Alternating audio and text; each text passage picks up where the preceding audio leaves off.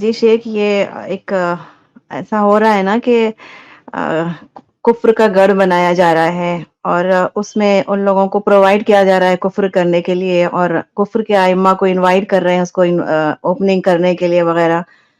تو یہ سب کیا ہے؟ علماء اس کے بارے میں کیا بولتے ہیں، اور ہم جیسے معمولی انسانوں کو کیا کرنا چاہیے اس تعلق سے؟ دیکھیے، نبی اکرم صلی اللہ علیہ وسلم کی حدیث ہے اور یہ قیامت کی نشانیوں میں سے ہے.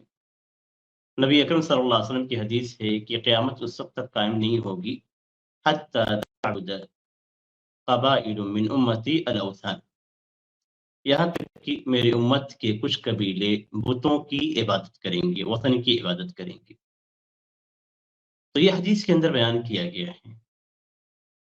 تو اس سے معلوم ہوتا ہے کہ امت مسلمہ کے بہت سارے افراد شرک میں، وطن کے اندر، بتوں کی عبادت کے اندر مبتلا ہوں گی، اور یہ قیامت کی نشانیوں میں سے ہے.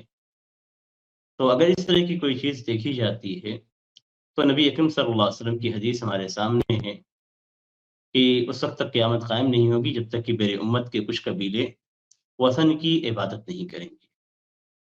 اور یہ چیز سے اللہ کے نبی صلی اللہ علیہ وسلم کی فرمائی ہوئی ہے، تو یہ بات حق ہے اور یہ واقع ہوگی، اس لیے کہ نبی اکرم صلی اللہ علیہ وسلم کی جتنی باتیں ہیں وہ حق ہیں. اب اگر کوئی شخص اس طریقے سے شرک کے ساتھ یا کفر کے ساتھ رضامندی کا اظہار کرتا ہے یا تعاون کرتا ہے تو یہ نواقض اسلام میں سے ہے. اور علماء نے اس سلسلے میں واضح طور پہ بیان کر دیا ہے کہ جو شخص سے اس طرح کی چیزوں سے راضی ہوتا ہے یا اللہ تعالیٰ کے ساتھ شرک کرتا ہے یا کفر کرتا ہے، اور یہ کفر اور شرک کے کفر اکبر اور شرک اکبر ہے، تو ایسی صورت میں یہ شخص سے اسلام سے خارج ہو جاتا ہے. اگر یہ جاہل ہے تو اس کے سامنے دلیلوں کو پیش کیا جائے گا، اور اگر دلیلوں کو جاننے کے باوجود اور دلیلوں کا علم ہونے کے باوجود وہ اس طرح کا عمل کرتا ہے تو ایسی صورت میں یہ کفریہ اور شرکی عمل ہے جو اسے اسلام سے خارج کر دیتی ہے. تو علماء نے اس سلسلے میں نواقض اسلام کو بہت ہی واضح انداز میں بیان کیا ہے. اور شخصی حکم لگانا، ہمیشہ علماء اس سے احتراز کرتے ہیں، شخصی حکم لگانے سے، اس لیے کہ آدار کا بھی اعتبار کیا جاتا ہے. تو عموماً علماء اس پہ حکم نہیں لگاتے ہیں کسی بھی چیز پہ، اور کوئی بھی چیز اگر سوشل میڈیا پہ آئی ہوئی ہے تو اس پہ اعتماد کرتے ہوئے کسی شخص پہ کوئی حکم نہیں لگایا جائے گا، اس لیے کہ جب تک وہ چیز متحقق نہ ہو جائے، جو اصول ہیں اور ضوابط ہیں تکفیر کے، جب تک وہ مکمل نہیں ہو جاتے ہیں اس وقت تک کسی پہ کفر یا کافر ہونے کا یا مشرک ہونے کا حکم نہیں لگایا جا سکتا ہے. تو اس میں ایک بہت ہی اہم چیز ہے جو یہ کہ تحقیق اور یقین، کہ جب تک آپ مکمل طور پہ تحقیق نہ کر لیں، جب تک آپ کو اس چیز کا یقین نہ ہو جائے، جب تک وہ متواتر طور پہ ثابت نہ ہو جائے، اس وقت تک آپ اس خبر کو قبول کر کے یا اس کا اعتبار کرتے ہوئے آپ کوئی حکم لگائیں، یہ درست نہیں ہوگا. تو علماء جب خاموشی اختیار کرتے ہیں تو ان کے سامنے تکفیر کے جو اصول و ضوابط ہوتے ہیں وہ سامنے ہوتے ہیں.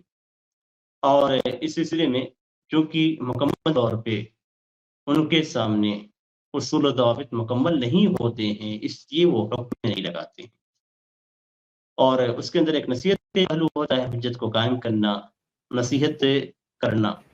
تو جب تک حجت قائم نہیں ہو جائے گی اس وقت تک اس پہ حکم نہیں لگایا جا سکتا ہے. تو یہ سارے اعتبارات ہوتے ہیں جس کی وجہ سے علماء کسی پہ ذاتی حکم نہیں لگاتے ہیں، مسئلے کا حکم بیان کرتے ہیں، اور مسئلے کا حکم بیان کیا جاتا ہے، ہمیشہ بیان کیا جاتا ہے، لیکن کسی پہ ذاتی حکم لگانے کے لیے جو تکفیر شخصی کے اصول اور ضوابط ہیں وہ مکمل ہونے چاہیے. جی سلامت. شیخ آپ میں کس طرف اشارہ کر رہے ہوں آپ سمجھ رہے ہوں گے نا، اتنے بڑے پیمانے پر یہ کام ہو رہا ہے، پھر ہندوستان کے مسلمانوں پہ بھی تو اثر اس کا پڑے گا نا. تو کبار علماء اور علماء کی جو جماعت ہے وہ لوگ ان کو نہیں سمجھا رہے ہیں کیا؟ کیونکہ ایک اچانک سے تو نہیں ہوا ہے نا، تو بہت دن سے یہ کام چل رہا ہے اور پھر اب تیار ہو چکا ہے، تو اب انوگریشن کے لیے پھر اب بلایا جا رہا ہے. कुफार के आइम्मा को। तो ये कैसा है ये सब चीज़? और बच्चे हमसे पूछ रहे हैं, सवाल कर रहे हैं, तो उनको हम कैसे बताएँ, क्या जवाब दें? देखिए, जो शिर्क है वो बिल्कुल खुला हुआ है। ऐसा नहीं है कि जो शिर्क है उसके शिर्क होने में शक है। ऐसा नहीं है कि जो बुत है उसके बुत होने में शक है। जो वतन है उसके वतन होने में शक है। ऐसी कोई चीज़ नहीं है।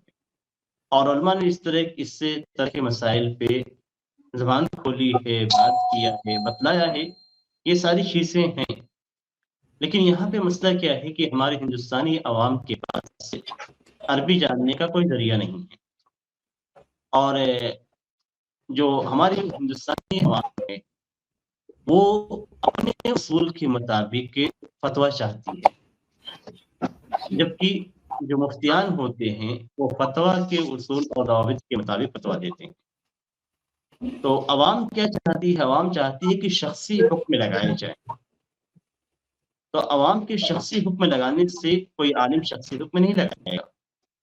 जी, ये बिल्कुल वाज़ेह चीज़ होनी चाहिए कि हम किसी को काफिर या मुशरिक या इस्लाम से खारिज अवाम की ख्वाहिश की बुनियाद पे नहीं कर सकते हैं। हमारे सामने उसूल हैं, दवाबित हैं। हमें मौका नहीं मिला कि हम उन्हें नसीहत करें। हमें मौका नहीं मिला कि हम उनके ऊपर हुज्जत कायम करें। और हम ये नहीं जानते कि उनके ऊपर हुज्जत कायम हो चुकी है या नहीं। ये सारी चीज़ें जो हमें इल्म नहीं होगा किसी के ताल्लुक से, मैं एक आम बात कर रहा हूँ, आम उसूली बात कर रहा हूँ, किसी के ताल्लुक से भी, तो हम उस पे कुफ्र का हुक्म नहीं लगा सकते हैं, शिर्क का हुक्म नहीं लगा सकते। ताज्जुब है मुझे हिंदुस्तानी अवाम पे, और वही लोग जो इस मसले को बहुत ज़्यादा उभारते हैं, कब्रों पे जाते हैं, शिर्क करते हैं। उनके भाई, उनके वालिदैन और उनके साथ वो रहते हैं, खाते-पीते हैं, हुज्जत भी कायम हो जाती है, लेकिन कभी ये नहीं कहते कि मेरा बाप काफ़िर है।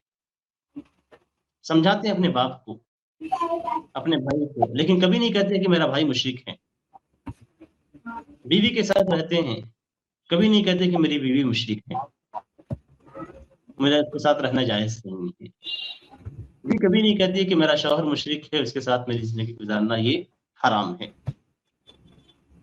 हिंदुस्तानी अवाम की बात कर रहा हूँ जो कब्रों से मुताल्लिक हैं, और कब्र भी वतन है, कब्र भी वतन है। और वतन के ताल्लुक से कुरान के अंदर, अहादीस के अंदर वाज़ेह है कि जो शख्स वतन की इबादत करता है तो वो अल्लाह तबारक तआला के साथ शिर्क करता है और इस्लाम से खारिज हो जाता है। ये हुक्म हमारे यहाँ क्यों नहीं लगता? सबसे पहली चीज़ तो हमारे यहाँ लगनी चाहिए। ये सारी बातें हमारे घर पे वो चीज़ मुतबिक होनी चाहिए। हम यहाँ से बैठकर दूसरे मुल्क के ताल्लुक से फैसला करते हैं, फतवा लेते हैं। अपने घर के ताल्लुक से फतवा लें, इसलिए कि हमें दोस्तों से मुतालिक नहीं पूछा जाएगा, हमें अपने आप से मुतालिक, अपने घर वालों से मुतालिक पूछा जाएगा। कुल्लुकुम राइन व कुल्लुकुम मसऊलुन अन रइयतिही वल मर्उ राइन अला अहली बैतिही। आदमी अपने घर वालों पे राई है, जिम्मेदार है, और वो उसके ताल्लुक से पूछा जाएगा। औरत से पूछा जाएगा उसकी मसूलियत, उसकी जिम्मेदारी के ताल्लुक से। तो ये सारी चीज़ें तो हमसे पूछी जाएँगी ना, लेकिन यहाँ पे हम हुक्म नहीं लगाते हैं, हम दूसरों पे हुक्म लगाने के लिए आगे बढ़ जाते हैं। ज़रूरत ये है कि हम अपने गिरबान में पहले झाँकें, अपनी इस्लाह पहले करें, और जिनकी इस्लाह हमारे बस में नहीं है, जिनकी इस्लाह हम नहीं कर सकते, हम नहीं जा सकते, हम नहीं पहुँच सकते उनकी इस्लाह तक, तो उनकी इस्लाह की ज़िम्मेदारी हमें नहीं दी गई है।